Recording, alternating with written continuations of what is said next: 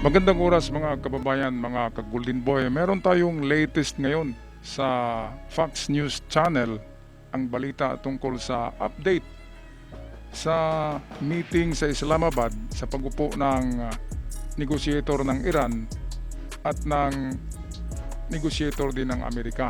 Walang iba kundi ang Vice President si Vance, J.D. Vance, ang Vice President ng Amerika mismo ang uupo para sa peace talk sa Islamabad na mediator ang Pakistan dito, mga kababayan. Kaya kung sabi ni Trump, kung walang mangyaring magandang peace talks dyan, ay tuloy ang gira. Kasi ang ginawa ngayon ni Trump ay ang kinarga sa mga aircraft carrier na mga munitions na mga klaseng bomba ay pinakamatinding mga klaseng bomba. Yun ang sinabi mismo ni Trump. Meron ng dumating na bagong mga munitions. Hindi natin alam kung anong mga klaseng munitions yan. Basta mas matindi at talagang katapusan na ng Iran ito. Kapag hindi talaga sila makipag-negotiate sa terms ni Donald Trump, kasi hindi naman pwedeng susundin yung kanilang mga termino, yung kanilang mga terms. Kasi hindi talaga acceptable. Hindi acceptable. Isa doon sa hindi katanggap-tanggap ni Trump ay alisin daw lahat ng American bases sa Middle East at lahat ng mga sundalo na nakadestino doon. Ibig sabihin, wala na, panalo na ang Iran. At kung gagawin ni Trump yun, katawa-tawa sa buong mundo. Di ba? Ikaw ang pinakamaton, ikaw ang pinakamaastig, tapos didiktahan ka lang nitong walang mga pinag-aralang tao. Di ba? Grabe na mga tao to kung magdikta. Akala nila na walang utak si Trump, no? Sa tingnan natin ang origin ng mga taong ito. Ang angkan ni Trump noong 18th century, pagpasok ng 19th century, ang mga angkan ni Donald Trump ay mga negosyante, mga milyonaryo na yan. Ang kanyang lulot tatay ay mga milyonaryo. Itong mga nandyan sa Iran, di ba? Saan ang galing yan? Siguro sa panahon ng lolo ni Trump, nakabahag pa yan. Kaya kung ang ating pag-usapan ay dunong, intelihente, or intelligence, at being smart, hindi sila maka-outsmart kay Donald Trump. Yan ang katotohanan. So itong ating mga kaibigan sa Fox News Channel, isang legit channel sa Amerika, naghatid ng magagandang balita. Kaya dito tayo kumukuha ng ating source. Nabigyan natin ng reaksyon. Steve Witkoff and son-in-law Jared Kushner ahead of their high-wire act of diplomacy ahead of these talks in Islamabad this weekend. He just laid out two benchmarks, telling reporters that Iran cannot have a nuclear weapon and the U.S. will not let Iran control the Strait of Hormuz. What would a good deal look like for you? No nuclear weapon, number one. Vice President J.D. Vance hopeful talks in Islamabad will bear fruit. I think it's going to be positive. If the Iranians are willing to negotiate in good faith, we're certainly willing to extend the open hand. Kailangan talaga in good faith ang pag-ano diyan, pag-upo sa meeting. Ito'y peace talk, ito peace talks about peace ang pag-usapan dito at ilatag yung magagandang conditions o terms ng bawat panig at kung mayroong pwedeng i-aprobahan doon sa panig ng Iran na matanggap ng US ay tanggapin, ganun din sa Iran tanggapin yung terms ni Donald Trump.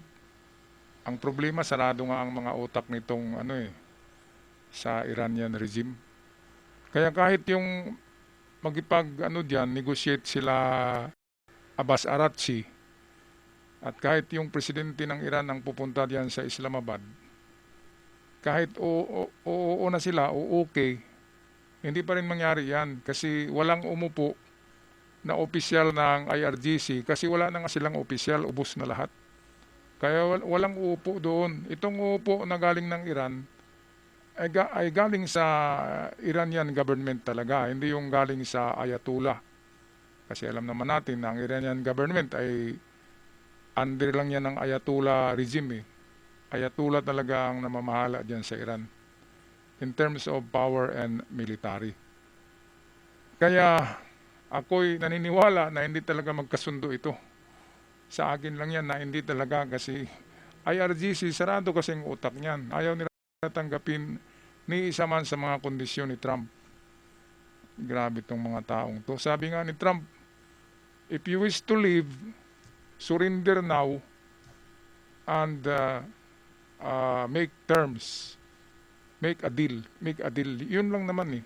And open the Strait of Hormuz with no conditions. Yun lang naman yun. Kasi hindi naman sa kanila yung Strait of Hormuz. Sila lang yung gumagawa ng checkpoint doon eh.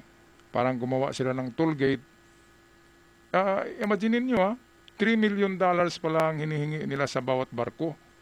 $3 million sa bawat barko. Ang hinihingi nitong IRGC, kapag bibili ka ng langis saan man yan sa Middle East, kahit sa Saudi, kapag dadaan yung tanker mo na kasing laki ng football field, ang laki ng mga tanker na yan kasi meron lulan yan na 3 million bariles. Ang hinihingi daw ng Iran ay $3 million. Narinig ko sa balita kahapon sa bawat barko. Kaya yung pumapasok doon ng mga barko ay yung mga higanti talaga. Lugi ka kapag maliit eh. Kaya yung pumapasok doon ay yung malalaki talaga para hindi lugi. Imagine mo sa toll fee lang, ang taas-taas na, di ba? $3 million, sobra naman yan. Okay, ito, balik tayo sa Fox News with J.D. Vance. If they're going to try to play us, then they're going to find that the negotiating team is not that receptive. President Trump readying the backup plan, telling the New York Post, we're loading up the Ayan, ships with the best ammunition, the best weapons the ever ships with made. the best munition and the best power arms ever made sa Amerika.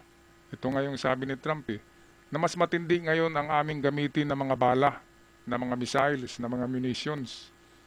Mas matindi kaya yung sa dati. Di ba? Kung sa dati, isang salbo lang, patay na yung Ali Khamenei. Tsaka yung anak niya na Bading, na pinapalabas nila ngayon na buhay pa. Wala na. Patay na rin. Yun ang sabi mismo sa Indian News Channel. Na wala na. Kaya nga, hindi makapagsalita kahit isang word. Di ba? Yung gumagawa-gawa lang sila ng AI video. Dahil wala na nga. Nung una, kumatos daw yan. And then pangalawa ay nag-oxygen na daw yan sa ilong. And then pangatlo ay isasabay daw yan pagbaon sa kanyang tatay na Ali Khamenei. Ang problema saan yan pupunta? Purgatorio, impyerno, langit. Saan ba kaya mga kababayan? Paki-comment mamaya. Balik muna tayo sa balita. And if we don't have a deal, we will be using them. We will be using them very And if we don't have a deal, we will be using them. We will be using them very effectively. Ahead of the talks, one of the Iranian negotiators in a possible attempt to move the goalposts, saying two We will use those ammunitions na mas malakas kaysa noong una para tapusin ang gulo. At laging sinasabi ni Trump, open the Strait of Hormuz with no conditions. Two of the measures mutually agreed upon between the parties have yet to be implemented, a ceasefire in Lebanon and the release of Iran's blocked assets prior to the commencement of negotiations. Although Trump personally facilitated Iran's demand that the ceasefire apply to Israel's strikes in Lebanon, there's been no public discussion of releasing Iranian assets as a condition to sit down. Hindi daw sila uupo sa lamesa kapag yung tinatawag na black asset, yun yung sanctions, yung parang kinuha ng Amerika sa mga bangko ng mga Iranian na bilyonaryo na nagbabangko doon sa Amerika, yung assets nila ay freeze na, nakuha na yun o nandyan pa. Yun ang gustong ipa-release ng Iran bago daw sila uupo sa lamesa. So kung ganyan na wala pa nga nag-umpisa ang peace talk, ay humingi na kagad ng isang kondisyon na bago sila uupo ay ibalik muna yung mga na-freeze na assets nila. So sa ganyan na hindi. Buksan nyo muna ang Strait of Hormuz. Ganyan ang isasagot diyan ni Trump eh. Buksan nyo ang Strait of Hormuz at isurrender nyo yung mga natiraan yung nuclear bombs at wala ng nuclear bomb. So ganun, kung uukid yan ang Iran, edi ibabalik din ng Amerika yung frozen assets. Yung naka-freeze na assets, pera yun eh. Pero kung nangunguna ang Iran na bago daw sila uupo, ay i-release muna yung block assets, naka-block na mga assets, yung freeze or pati yata yung sanctions ay tanggalin. Kaya sa ganung kondisyon, parang wala yan eh. Ayaw ni Trump ng ganyan na niluloko siya. Walang pinag-aralan. May pinag-aralan, nandyan lang sa hindi formal education eh. Tutorial lang, di ba? Tapos lulukuhin nila si Donald Trump na mayroong masteral. Galing sa mayayaman na angkan yan. Naging milyonaryo dahil sa galing sa negosyo. Tapos lulukuhin ng isang utak talangka lang. Yan ang hindi mangyari. Yan ang hindi mangyari. Lulundag ako sa building kapag papayag si Trump dyan. Mga kababayan, pupusta ko ang ang buhay ko. Lulundag ako sa building kung papayag si Trump dyan. Mga tarantado talaga tong Iran yan. Dapat wala nang pag-uusap dyan eh. Umpisa pa lamang, meron nang hiningi na napaka-imposible. Trump posting today to Truth Social, the Iranians don't seem to realize they have no cards other than Ayun, so ito other yung than a sinabi ni short-term Trump. extortion of Wala the na world kayong by using card. international Ano pang waterways. ilalaban nyo? Wala na kayong Navy. Wala na kayong eroplano. Wala na kayong submarino. Ano pang ilalaban nyo? Mga tunnel nyo, sarado na. Tapos hihingi pa kayo ng ganyan. Di ba? Ay they are alive today is to negotiate. Ayan, so to live today. Kung i-shortcut natin. Gusto nyong mabuhay pa kayo, sabi ni Trump, negotiate now. Negotiate. Yung lang naman, magipag-negotiate at kung siyempre kapag maganda na negotiation yan, approbad yan si Trump. Negotiate lang naman gusto ni Trump kasi businessman yan eh. Isa dyan sa negotiation na gusto marinig ni Trump na 30% of your oil mapunta sa Amerika. Yun yung isang tingin ko dyan eh. Kasi doon sa Venezuela, binigay ni Maduro eh. Ang 50% yata talaga ng kita ng langis sa Venezuela, parang binigay talaga sa Amerika. Yun ang gustong marinig ni Trump na dyan. Na deal. Gumastos siya eh. Gumastos ang Amerika para dyan. Pagpunta sa Iran tapos walang deal. Deal talaga. At ang maganda sa deal ay kasama dyan ang Strait of Hormuz, which is lahat tayo magikinabang, buong mundo, buong Pilipinas, buong planet Earth nagikinabang dahil sa bold move at matapang na si Donald Trump. Alright, anong masasabi niyo dito mga kababayan na ang Iranian delegates para sa Islamabad bukas yan ng umaga alas 8 mangyari sa Islamabad, Pakistan ang peace talks at ayaw umupo ng mga opisyalis sina Gaddafi tsaka yung isa ayaw upo kung hindi daw ibabalik yung block assets, yung mga pera nila sa bangko na na-block sa Amerika or kinuha ng Amerika, ibabalik daw muna bago sila upo. Ay lalong matatagalan yan. Di ba mga kababayan, mga tarantado talaga. Pag i-comment na lang sa ating comment section at sa mga bago pa lamang sa channel, malaking tulong ang pag-click ng ating subscription button para lalago ang ating channel. Maraming salamat sa aking avid followers. Saludo ako sa inyong lahat. Bye bye and see you on our next upload.